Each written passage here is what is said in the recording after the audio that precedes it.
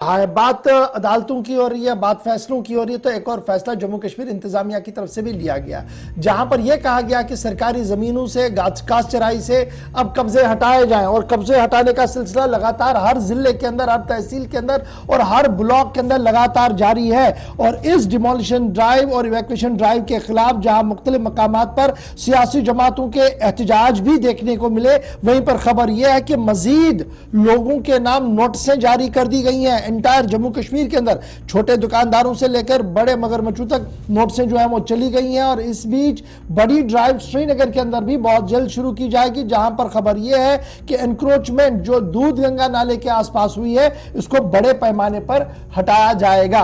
अब जब आप दूध गंगा का तस्वुर करेंगे तो आपको लगेगा कि बिल्कुल अच्छा है जी, दूध गंगा से ये चीजें हटनी चाहिए, तो हम जरा अच्छे तरीके से शहर को देख पाएंगे। तो याद रखिएगा, इसी दूध गंगा नाले पर सरकारी बिल्डिंगें भी बनी है। तो बड़ा सवाल आज सियासी जमातों से भी ये है, जो ये रो रहे हैं कि ये क्या हो रहा है, कि उन्होंने किस तरीके से ये परमिशंस दिए हैं। पॉलिटिकल एस्टैब्लिशमेंट की अगर गलती है तो एडमिनिस्ट्रेटिव पार्ट पर किस तरीके से फीते काटे गए और चीफ सेक्रेटरी उस वक्त के किस तरीके से उन फंक्शंस के अंदर गए, अगर ये इलीगल जमीनों पर बने हैं, और क्या आज उन बिल्डिंगों को भी तोड़ा जाएगा, क्योंकि दूध गंगा की सफाई का मामला है। बहरहाल बातें तो बहुत है, करनी भी बहुत है, लेकिन उससे पहले जरा आपको सुनाते हैं कि सियासी कायदीन इस पूरे मामले पर क्या कह रहे हैं। कश्मीर के अंदर तजब्जुब का माहौल तो है ही, लेकिन पुंछ रजौरी के अंदर भी हालात बेहतर नहीं है। सियासी लीडरों से गुफ्तगू की हमारे नुमाइंदे जमशीद मलिक ने, और जानने की कोशिश की कि सरकार के फैसले को पॉलिटिकली कैसे देखा जाए और आईन की किताब में क्या कुछ यह फैसला है।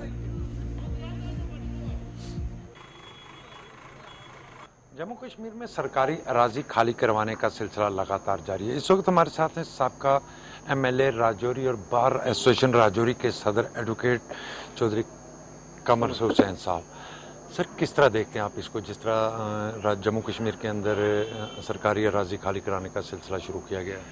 देखिए, ये तो एक जारियत है सेंट्रल सरकार की कि 5 अगस्त के बाद उन्होंने जो तरक्की की कहते थे कि हमें फ्री हैंड नहीं मिल रहा है, और अवाम ये इस वजह से उस फैसले पर मुतमईन रही कि इनको फ्री हैंड या शायद ये मिलेगा, कोई एम्प्लॉयमेंट पैकेज मिलेगा, कोई डेवलपमेंट होगी, कोई नए अदारे खुलेंगे, कोई नई यूनिवर्सिटी खुलेगी, तो वह उसके तमाम ब्रेक्स।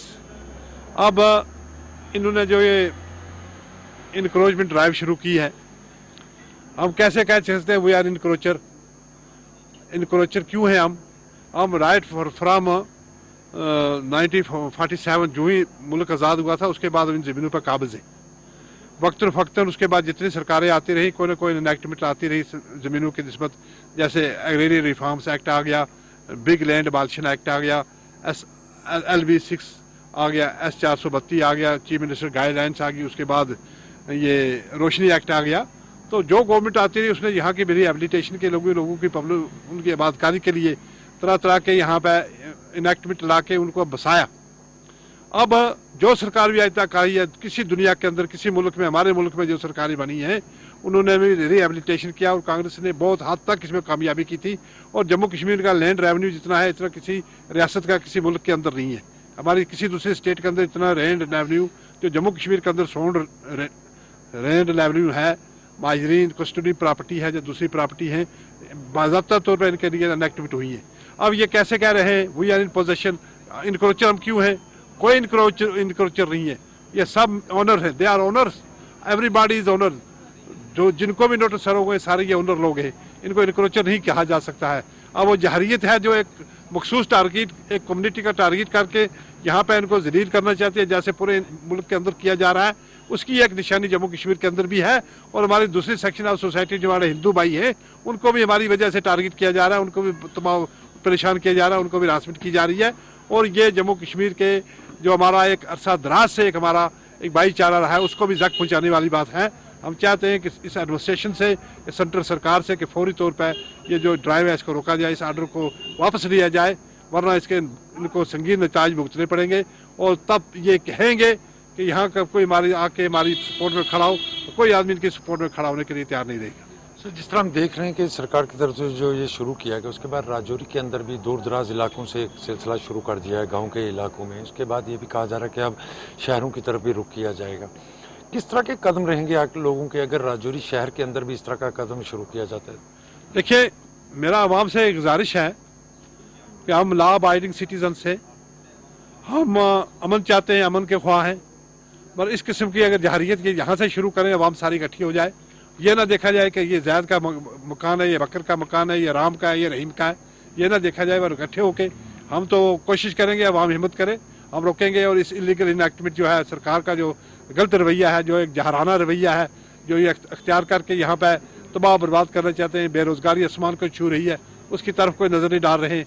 बाकी मामला करप्शन का दौर दौरा रियासत जम्मू कश्मीर के अंदर, बाबा इनाम शाह यूनिवर्सिटी की तबाही बर्बादी आप देख लो, उसके अंदर क्या किया जा रहा है, वहाँ पे कोई नजर डालने के लिए तैयार नहीं है। और जो कहते हैं कि इनक्रोचर है, कौन से इनक्रोचर हैं? They are owners of the land. बिल्कुल, आप देख सकते होंगे ये थे हमारे साथ साबका एमएलए राजौरी और बार एसोसिएशन राजौरी के सदर, जिनकी तरफ से भी ये इल्जाम लगाया गया है कि मखसूस तबके को टारगेट किया जा रहा है, उसके साथ साथ हिंदू भाइयों को भी छेड़छाड़ इसीलिए की जा रही है। और राजौरी बात कर रहे थे कानूनी तौर पर, सियासी तौर पर राजौरी के हालात के हवाले से, लेकिन श्रीनगर के हालात से भी आपको बाखबर कराएं, जहां पर चंद रोज पहले श्रीनगर म्युनिसिपल कॉरपोरेशन की तरफ से एक नोटिस चस्पा किया गया और उस नोटिस जारी करने के दौरान यह कहा गया कि दूध गंगा नाले से नाजायज तामीरात को हटाया जाए। 7 दिन की मोहलत दे दी गई, चंद दिन उसमें गुजर चुके हैं, लेकिन इस तरह भी कैफियत अभी भी बनी हुई है। कहा जा रहा कि 30 से 35 सालों से वो यहां पर रह रहे हैं, आज आशियाने टूटेंगे तो जाएंगे कहां? एक तरफ से यह सवाल है, दूसरी तरफ से सवाल यह भी है कि छोटे छोटे काबजीन के साथ नहीं किया जाएगा, यानी 2 मरला 3 मरला 5 मरला 1 कनाल जमीन तक लोगों तक कुछ नहीं किया जाएगा। इस तरीके के अनऑफिशियल वर्ड सरकार की तरफ से और सरकार के बाबुओं की तरफ से लगातार दिए गए, लेकिन क्या जमीन पर यह सारी चीजें इंप्लीमेंट हो रही है? बड़ा सवाल यह भी है। अगर होता तो दूध गंगा के आसपास रह रहे इन गरीबों पर आज इस तरीके से तलवार नहीं लटकती और ना ही जम्मू के अंदर दुकानदारों को नोटिसें मिलती। इसमें भी कोई शक नहीं कि बीजेपी के सदर रविंदर रैना भी आज जम्मू पहुंचे, जिन्होंने मकामी ताजरों के साथ मुलाकात भी की और उन्हें यकीन दिलाया कि बिल्डोजर नहीं चलेगा। लेकिन जो नोटिस चस्पा की गई है, जो नोटिस जारी कर दी गई है, वो कानूनी नोटिस है, सियासी नोटिस नहीं है। गुफ्तगू करेंगे, सीधे श्रीनगर चलेंगे, मेरे साथ फैसल है। फैसल, बहुत शुक्रिया जी ज्वाइन करने के लिए। मामला जरा श्रीनगर का इसलिए बड़ा पेचीदा क्योंकि ये जो नोटिस आया है, एक तरफ से कुछ लोग इसको बड़ा अच्छा मान रहे हैं, कह रहे हैं कि जनाब दूध गंगा की सफाई होनी चाहिए, शान रफ्ता बहाल होनी चाहिए, लेकिन दूसरी तरफ से उन घरों को भी देखना है जो 1980 से 1970 से या उससे पहले यहाँ पर छोटे छोटे झोपड़ों में थे और आजकल उन्होंने अपनी तामीरात वहां पर खड़ी की और छोटी छोटी जमीनें उनके पास है और वहां पर वो अपनी जिंदगियां बसर कर रहे हैं। आप सुबह भी वहां पर गए थे, लेकिन बातों बातों में यह भी पता लगा कि इसी नाले पर, जिसको दूध गंगा अब कहा जाता है, इसी नाले पर और इसी दूध गंगा पर सरकारी स्ट्रक्चर्स भी खड़े हैं। क्या कुछ पूरी कहानी है? कौन कौन सा स्ट्रक्चर खड़ा है और इस वक्त आप कहां पर मौजूद है? कैसा माहौल है? देखिए, बिल्कुल इस वक्त मैं उसी आलोचीबाग एरिया में खड़ा हूं जहां के लिए नोट्स इशू की गई थी कि यहाँ पे जो दूध गंगा नाला बहता है उस पे एनक्रोचमेंट हुई है और जिन्होंने एनक्रोचमेंट किया उनको नोट्स की इशू की गई थी। 7 दिन के अंदर अंदर आपको तजावुज़ात हटाए और 7 दिन के बाद अगर आप नहीं हटाए तो आपके खिलाफ कार्रवाई होगी। हालांकि इसी दूध गंगा पे कहीं सरकारी दफातर भी बने हुए, चाहे वो सभी गवर्नमेंट हो वो बने हुए, जितनी इन घर वालों ने दूध गंगा के लिए छोड़ी है उतनी से जो इन दफातर के बाहर भी है। तो अगर एनक्रोचर ये आम लोग हैं, ये गरीब लोग हैं जो कि सफाई करते, सफाई कर्मचारी वही लोग हैं जिनके पास कोई सहारा नहीं है। इससे पहले यही पर वो जो पटपड़ियों में रहते थे, 3 शेड्स में रहते, तो कुछ मेहनत मशक्कत कर दी, उन्होंने पैसे कमाए, मेहनत की और फिर अब ये मकान बनाए। लेकिन अब सवाल ये भी है कि अगर इन्होंने ये मकान बनाए है तो उस वक्त अगर ये एनक्रोच कर रहे थे, अगर ये इस नदी पे कब्जा कर रहे थे तो इनको उस कब्जा करने की इजाजत किसने दी? अगर एसएमसी कमीशन आज तो नोट्स भेजते हैं कि आप एनक्रोचर थे तो उस वक्त इनको परमिशन किसने दी यहाँ पे मकान बनाने की? या जो यहाँ पे सरकारी दफातर बने हुए हैं या प्रोजेक्ट बने हुए, यहाँ पे LIC की बिल्डिंग बनी है, JKPC का दफ्तर बना है, सॉइल एंड कंजर्वेशन मैनेजमेंट का दफ्तर बना हुआ, इसके साथ साथ एक रिसीविंग स्टेशन बना है, मैरिज हॉल बना है, बहुत सारे ऐसे प्रोजेक्ट है वहां पे सरकार के जो कि वहां पे बने हुए हैं। तो नोटिस इन आम लोगों को क्यों, अगर ये एक बार एक साइड से दावा है कि आम लोगों को छेड़ा नहीं जाएगा, गरीब को नहीं छेड़ा जाएगा, तो दूसरे साइड से इन्हीं आम लोगों पे, गरीब लोगों पे क्यों ये नोटिस दी जाती है? हमारे साथ कुछ लोग भी यहाँ पे है, इनसे बात करते हैं और इनसे जानने की कोशिश करते हैं कि क्या कुछ इनसे कहा गया और क्या कुछ अब ये करे। सर, बहुत बहुत शुक्रिया हमारे साथ जुड़ने के लिए। आपसे जानने की कोशिश करेंगे नोटिस आपको कब दिया गया और क्या कुछ उसमें कहा गया था? हमें 2-3 दिन पहले नोटिस आ गई औलचुबाग टू शताबाग, ये दूध गंगा शाहीन कॉलोनी औलचुबाग के हमें नोटिस मिले डेट पर हमने देखा और रास्ता पर भी आ गया। तो अपना जगह खाली करो इस नाल को साफ करना है। ठीक है, हमने पे कब्जा करना है, नाला पीछे बिल्कुल। तो आप को देखो ना, जो नाले पर ही है इनको नोटिस नहीं चाहिए। कानून सबके लिए एक ही, इनके लिए दूसरा कानून है, गरीबों के लिए अलग कानून है। पिछले 70-80 साल से हम यहाँ जिंदगी बसर कर रहे हैं और पहले जो रहे थे, मतलब यहाँ बहुत ये नीचे दबा हुआ था जमीन, इस पर बड़ा 70-80 साल से आज 2-2, 3-3 कमरे बने, एक 2-2 मंजिल पर। इसमें कोई कनाल 10 कनाल 5 कनाल 6 कनाल 3 कनाल नहीं है। आप देखिए जिनने 10-10 20-20 कनाल लिए ने इन डॉक्टर वालों ने, आप इससे यहाँ से शुरू कीजिए पूरे बटमलू तक, छसमल तक, यहाँ ये जो LIC बनाए हैं, बहुत सारे भवन सर्विस हैं, बहुत सारे दफ्तर बन गए, बड़े बड़े बिल्डिंग जो कि नाले पड़े हैं। अगर ये फ्लड चैनल है तो फ्लड चैनल में इन दफ्तर को कैसे बनाया दिया जाता है? अगर आज तक 80 साल हो गए, यहाँ एक बोर्ड भी डालते हैं, इलेक्शन कार्ड भी है, बिजली बिल भी देते हैं, सब कुछ, आधार कार्ड भी है, तो हमें यहाँ बसीदा नहीं है। हम कहाँ जाएंगे? गरीब लोग हैं, छोटे छोटे बच्चे हैं, एक 2-2 कमरा बनाए, 2-2 मंजिल पर, अब कहाँ जाएंगे? जब इनको कोई नोटिस, गरीब को नोटिस है। आपके पास कहीं और जगह जमीन नहीं है, किसी जगह पर एक पलंग भी नहीं है। जो है ये है खाली 1 मालो 2 मालो। आप देखिए एक घर में 3-3 4-4 चूल्हे, अब एक खोखलो काली है। तो आप देखिए सिर्फ खोखलो काली कीपर काली को उठाया जा रहा है, गरीब को जो रेडे मजदूरानी। तो बड़े बड़े अब ये दावे कर रहे थे, बड़े बड़े अमीरों से 10-10 40-40 50 कनाल लिए। सरकार का कहना है कि हम जिनके पास कम जमीन है उनको हम कुछ नहीं करेंगे, तो क्या कुछ कहेंगे? देखो सरकार ने आज तक यही हमें सुनने में आया, सरकार ने वादा किया किसी गरीब के साथ नहीं छेड़ा जाए। यहाँ तक कि भारतीय जनता पार्टी के अध्यक्ष श्री रविंद्र ने कहा कि किसी गरीब के साथ नहीं छेड़ा जाएगा। हर एक बीजेपी लीडर ने भी कहा किसी गरीब के साथ नहीं छेड़ा जाएगा। ऐसी नहीं, अगर गवर्नमेंट ने भी कहा किसी गरीब के साथ नहीं छेड़ा जाएगा, तो ये नोटिस कहाँ से आ गई? हमें नोटिस क्यों मिली? सर आप यहाँ पे आए, आपसे बात करेंगे, यहाँ पे आए थोड़ा बहुत। सर स्मार्ट सिटी के तहत कहा जा रहा है कि इस नदी जो दूध गंगा नाला है इस पे रेस्टोरेशन होगी, इसको हम रिवाइव करेंगे, ठीक करेंगे इसको। तो उसी के हवाले से आपके पास नोटिस आई है कि आपने एनक्रोच किए इस जगह को, आपको एनक्रोच से हटाए, क्या कहेंगे? सर वैसे तो हमने साबिका गवर्नमेंट थी उनसे यहाँ थोड़ा बहुत इजाजत किया है, हमारे पास थोड़े कागजात भी है। क्या उनके हाथ से लिखे हुए कागजात है हमारे पास, इसी साहब के नाम ने हमें उसके दिया है। बहुत सारे कुंडे ऐसे हैं जिनके पास कागजात हैं, बहुत सारे कुंडे हैं जिनके पास नहीं थे।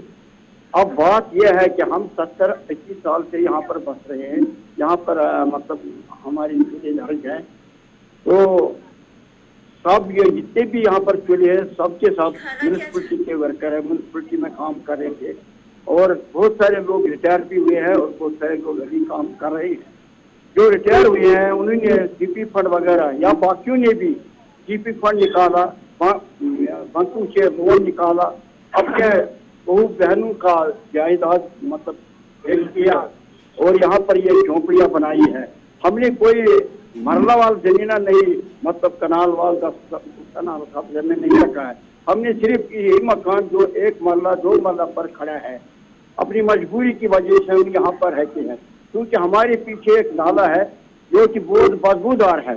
हम ये भी बर्दाश्त करते हैं कि हमारे अगर कहीं और हमें जमीन होता या कोई कुछ होता बलबस होता तो हम वहीं चले जाते। एसएमसी कहते कि इन्होंने नाले पे मकान बनाए हैं। नाले पर नहीं है सर, ये नाले के ये किनारे पर, सड़क के किनारे पर हम नाला हमने छोड़ दिया पीछे से।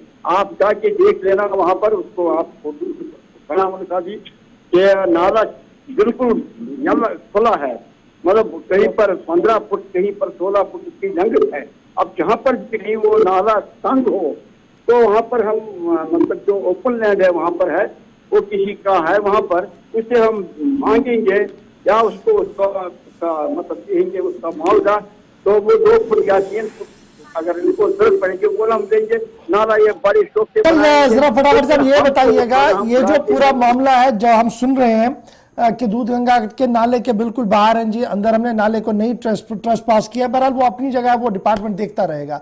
चूंकि ये मामला जो है स्मार्ट सिटी के तहत है, क्या अब ऑफिशियली कोई बात इनके साथ और कम्युनिकेट की गई है, इनको कुछ मांगा गया है कि अगर इनके पास कोई डॉक्यूमेंट है वो दे दिया, या सिर्फ ये नोटिस है कि आपने ये जमीन आउट ऑफ देयर ओन खाली करनी है?